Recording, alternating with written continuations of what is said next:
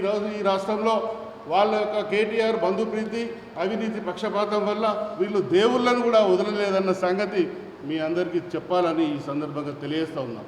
ముఖ్యంగా యాదాద్రి దేవాలయ పునర్నిర్మాణ పనుల్లో దాదాపు 1000 కోట్లతోటి అక్కడ పనులు చేపడితే ఆ పనులు చేయడానికి మనం వాస్తవానికి మనం చిన్న ఇల్లు కట్టుకున్న ఒక ఆర్కిటెక్ట్ని పెట్టుకుంటాం, ఒక అనుభవం ఉన్న ఆర్కిటెక్ట్ని పెట్టుకుంటాం.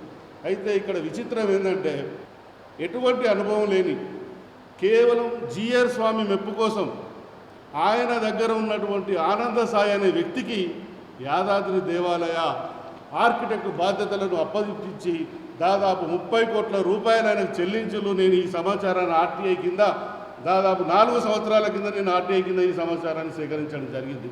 మీరు చూస్తే అతన్ని మనం ఎవరైనా కానీ ఒక ఉద్యోగానికి వెళ్తే బయోడాటా ఇస్తే ఆయన ఎక్స్పీరియన్స్ అని రాస్తూ ఆయన ఎక్స్పీరియన్స్ ఆయనకి ఏముందో ఈ కాగితాలలో వైటీడీ అధికారులు ఇచ్చిళ్ళు. ఇది మీరు ఒకసారి చూస్తే మనకు ఏ విధంగా దోచుకున్నారో ఈ KTR and gang, KCR and gang అన్నది తెలుస్తుందని చెప్పి ఈ సందర్భంగా తెలియజేస్తున్నాం.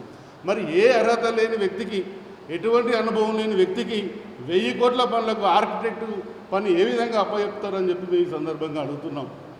ఆ యాదాద్రి దేవాలయంలో ఎన్ని గందరగోళాలు జరిగినో మనం చూసాం. మేమేమంటున్నామంటే ఒక మల్టీనేషనల్ కంపెనీకి సంబంధించిన ఆర్కిటెక్టులతో చేయించిన పనిని కేవలము జిఆర్ స్వామి మెప్పు కోసం ఒక సినిమా సెట్టింగ్లు వేసే వ్యక్తికి మీరు కట్టబెట్టి 1000 కోట్ల వర్కులు చేయించిళ్ళు. అదే కాకుండా అతనికి 30 కోట్ల రూపాయలు చెల్లించిళ్ళు.